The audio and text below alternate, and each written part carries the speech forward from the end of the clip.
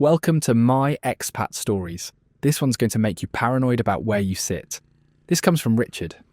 53, everyone calls him Rich. Regional sales director from Dallas.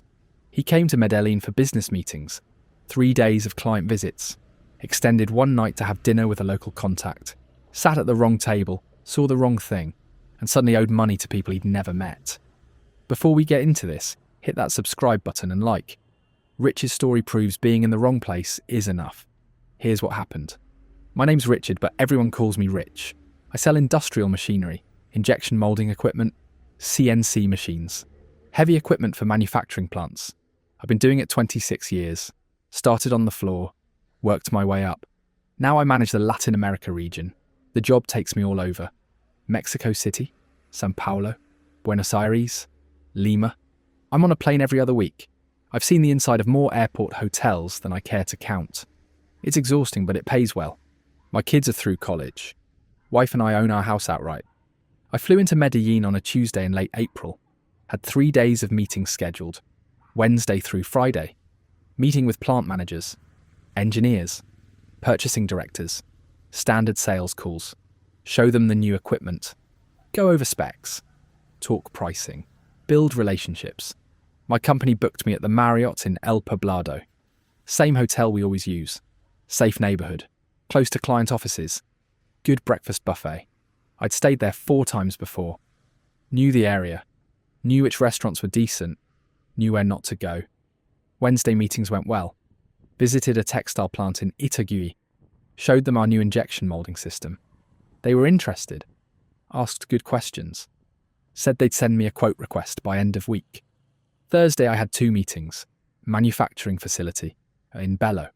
Then a packaging plant near the airport. Both went smooth. Talked specs. Talked delivery times. Left product brochures, standard stuff. Friday I had 1 morning meeting. Automotive parts supplier in Envigado. They wanted to see our CNC systems. Walked them through the capabilities.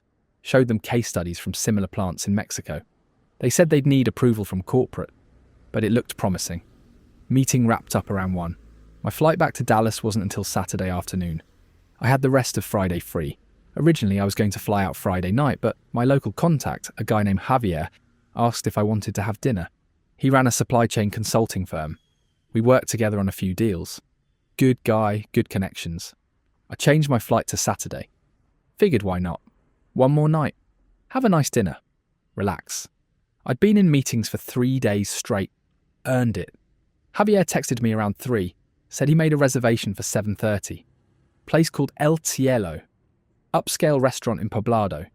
He said the food was incredible. Tasting menu. Wine pairing. His treat. Celebrate a good week of meetings. I got to the restaurant at 7:25.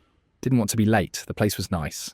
White tablecloths, dim lighting, candles on every table, soft music playing. Small. Maybe 15 tables total. The hostess greeted me at the door. I said I had a reservation. Javier's name. Party of 2. She checked her book, nodded, said right this way. Led me through the dining room to a table in the back corner. Quiet. Private. Perfect for business conversation. I sat down. Ordered a drink. Whiskey neat. The waiter brought it. I checked my phone. Javier texted. Running 10 minutes late. Traffic. I said no problem. Sipped my drink. Looked around. The restaurant was filling up. Well-dressed crowd. Couples, small groups. Everyone speaking Spanish. I was the only obvious foreigner. Didn't bother me. I've eaten alone in restaurants all over the world. About 5 minutes later, 2 men walked in. Both Colombian. Both in suits. One was older. Maybe 60. Grey hair, expensive watch. The other was younger. 40 or so. Clean cut. They walked past the hostess. Didn't check in. Walked straight to the back. Straight to my table. The older man stopped. Looked at me. Looked at the table. Said something in Spanish. I didn't understand. I said, sorry. I don't speak Spanish. He switched to English. Heavy accent, but clear. He said, you're in my seat. I said, I'm sorry, what? He said, this is my table. I have a reservation. I said, I have a reservation too. I showed him my phone. Javier's name, 7:30. He looked at it, shook his head, said there's been a mistake. The younger man said something to him in Spanish. Fast. The older man nodded, turned back to me, said it's fine. You can stay. But we need this table at 8. I said, okay. My friend should be here any minute. We'll be quick. They walked to the bar, sat down, ordered drinks. I went back to my phone, texted Javier, asked how far out he was. No response. 7:45. Still no Javier. I texted again. Nothing. Called him. Straight to voicemail. That was weird. He'd never stood me up before. The waiter came by, asked if I wanted to order. I said I'm waiting for someone. He said, take your time. Brought me another whiskey.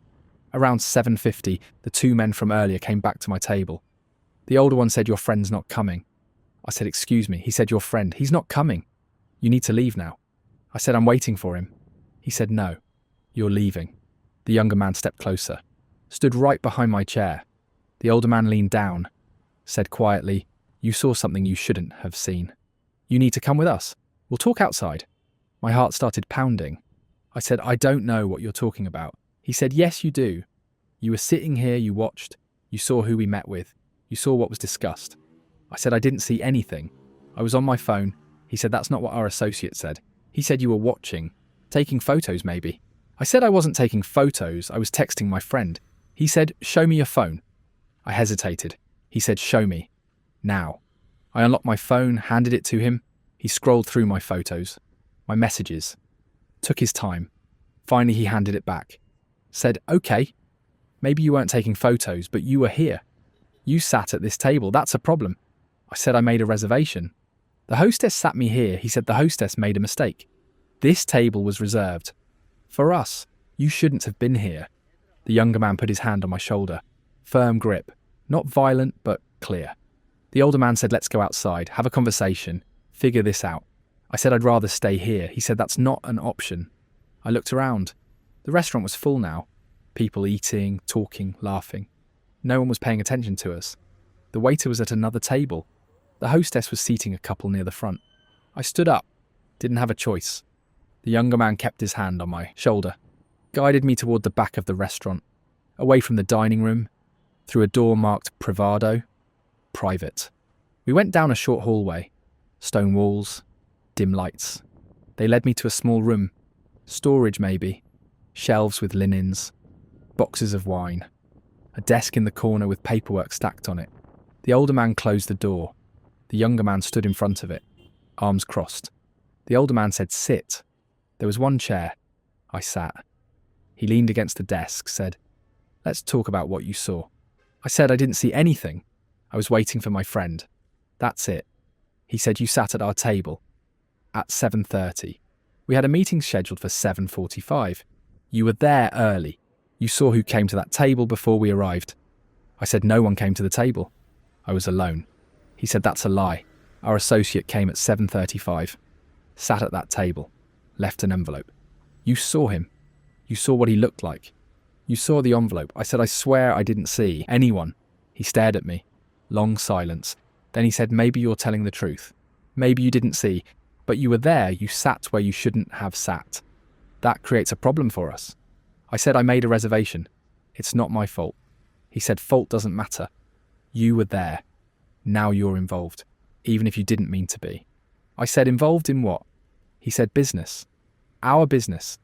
The kind of business that doesn't allow witnesses, even accidental ones. My mouth went dry. I said I don't want any trouble. I'm just here for work, selling equipment. I fly home tomorrow. He said tomorrow's a long way away. A lot can happen between now and tomorrow. The younger man said something in Spanish. The older man nodded, said to me we have 2 options. Option 1, you disappear. We make sure you don't talk about what you saw, or didn't see, permanently. Option 2, you pay for the inconvenience. Compensation for the risk you created by being in the wrong place. I said, how much? He said $50,000. I said, I don't have $50,000. He said, then we go with option 1. I said, wait, let me think. He said, you have 2 minutes. My hands were shaking. I tried to think, tried to figure out if this was real, if they were serious. The guns on both their hips said they were serious. I said, I can get you money.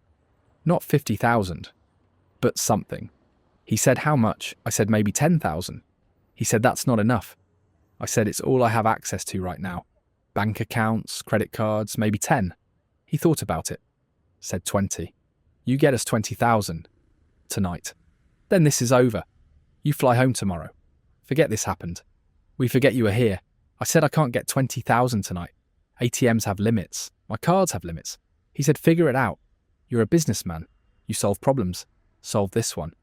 The younger man opened the door, said something in Spanish. Another man came in. Bigger. Tattoos on his neck. He stood next to me. Didn't say anything, just stood there. The older man said, we're going to drive around. Visit some ATMs. Visit some places that take cards. You're going to get us $20,000. If you cooperate, it takes a couple hours. If you don't cooperate, it takes longer. And ends worse. I said, okay, I'll cooperate. He said, smart, let's go. We went out the back door of the restaurant. Into an alley. A black SUV was parked there. Tinted windows. Engine running.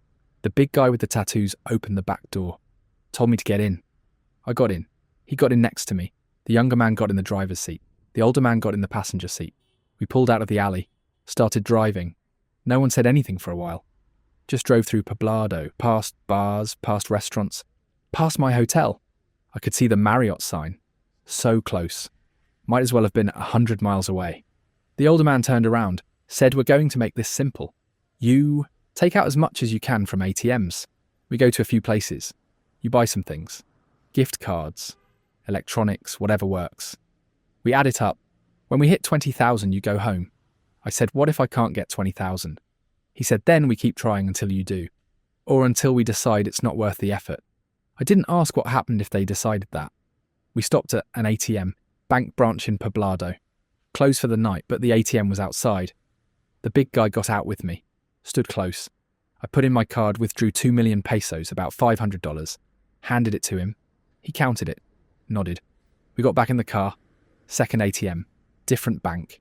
Same process. 2 million pesos. The big guy took it. We drove to a third, then a fourth. By the fifth ATM, I'd hit my daily limit. Transaction declined. The older man said, how many cards do you have? I said 2. Personal and corporate. He said, use the other one. I used my corporate card. Withdrew another 2 million pesos. Then another. Hit the limit on that one too. Total from ATMs, 12 million pesos, $3,000. The older man said, okay, that's a start. Now we need 17,000 more. I said, I can't get 17,000 more tonight. He said, we'll see. He made a call, spoke Spanish. Fast, I didn't catch much. He hung up, said we're going to meet someone. We drove for 20 minutes. Left Poblado. Went to a neighborhood I didn't recognize. Industrial area, warehouses, closed businesses. Dark. The SUV pulled into a parking lot behind a building. Another car was already there. White sedan. A man got out of the sedan, walked over to our SUV. The older man rolled down his window. They talked in Spanish. The man from the sedan looked at me, nodded, walked back to his car, got a laptop, came back. The older man said, give him your cards. I handed them over. Both cards. The man with the laptop sat in his car, started typing. I could see the screen glow. He was online, shopping, using my cards. 10 minutes later, he came back, handed the cards back to the older man, said something in Spanish. The older man nodded. Said to me he just bought $8,000 worth of gift cards and electronics, shipped to local addresses. My cards are maxed now. I said both cards. He said both cards. I said my company's going to see those charges. He said that's your problem, not mine. He said we're at 11,000 now. Need 9 more? I said I don't have 9 more. He said think harder. Do you have PayPal? Venmo? Zelle?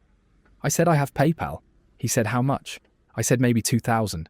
He said log in, show me. I opened PayPal on my phone, showed him the balance, $2,100. He said transfer it. I said to where? He gave me a phone number, said send it there. I sent it. $2,100. Gone in 10 seconds. He said we're at 13,000. 7 more to go.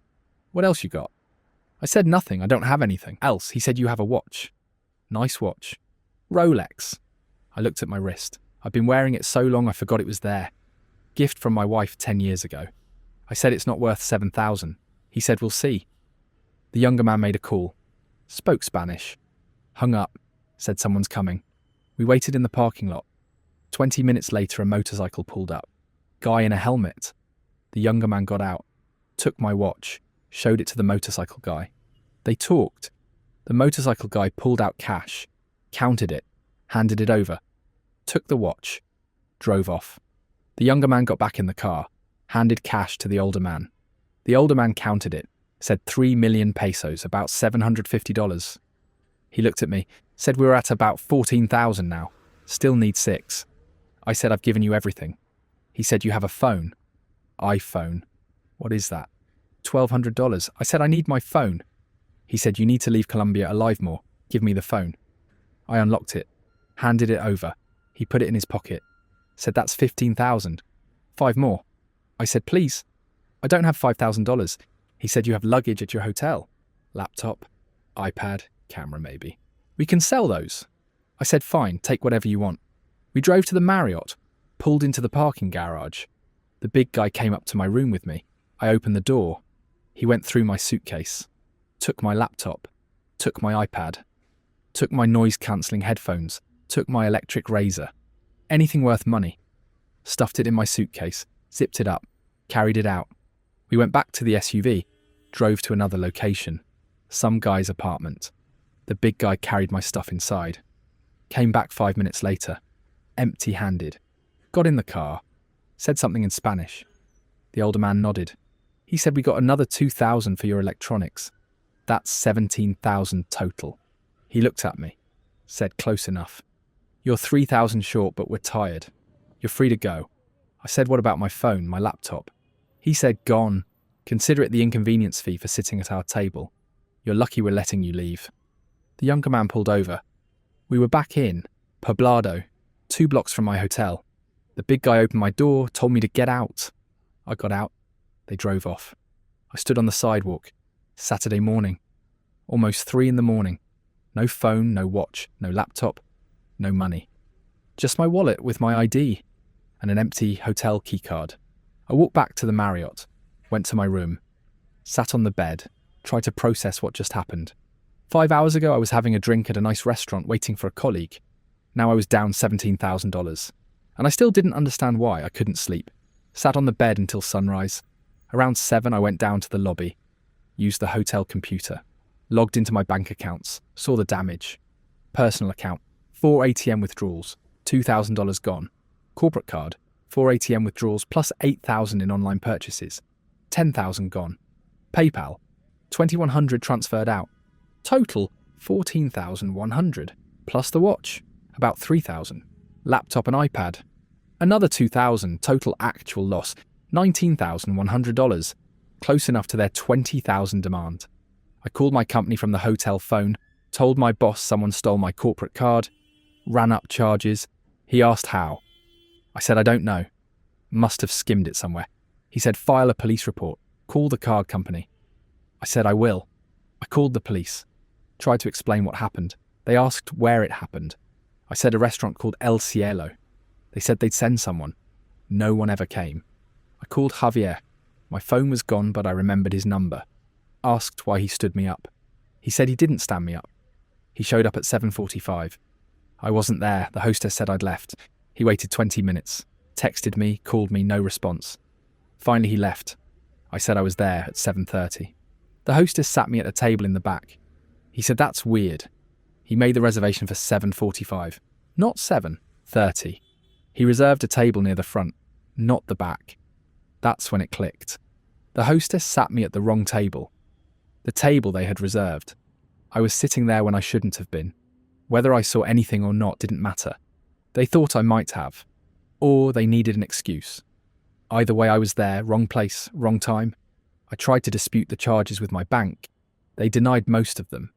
Said I authorised the ATM withdrawals. Used my PIN. The online purchases were harder to dispute. Took 3 months, but they eventually refunded 5,000.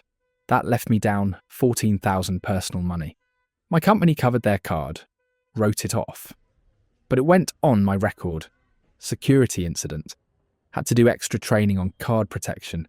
Felt humiliating explaining it to HR. I never got my watch back, never got my laptop back. My wife was upset about the watch. Not because of the money, because of what it meant. 10 years, our anniversary, gone to some guy on a motorcycle who paid $750 for a $3,000 watch. I filed a full report with Dallas PD when I got home. They said they'd contact Colombian authorities. I never heard anything back. I looked up El Cielo after. It's a real restaurant. Well reviewed, popular with business people. The hostess probably didn't know she was seating me at a table reserved for something else. Or maybe she did. Maybe she got paid to make that mistake. I don't know if what they said was true. If someone really left an envelope at that table. If I really saw something I shouldn't have. Or if it was all theatre. A setup from the start. Javier's reservation getting confused. The hostess seating me wrong. Them showing up angry. The whole routine. Maybe they do this every week. Different restaurant. Different table. Different tourist. Sit them in the wrong spot. Come in angry. Take them to the back room. Threaten them. Take everything. Or maybe it was real. Maybe saw the wrong thing and paid to walk away. Either way, it cost me $19,000 for sitting down at a restaurant, for waiting for a friend who didn't show up when I thought he would. I still travel for work, still go to Latin America, but I don't extend trips anymore. Don't have dinners with local contacts. Don't sit at restaurants alone. Fly in, do meetings, fly out. That's it. My wife asked me what happened to the watch. I told her I got mugged. She asked if I was okay. I said, yeah, I was okay. I wasn't. Still not. $19,000. 5 hours. One table. Wrong place. Wrong time. That's Rich's story. This is my expat stories. Next one's coming at you soon.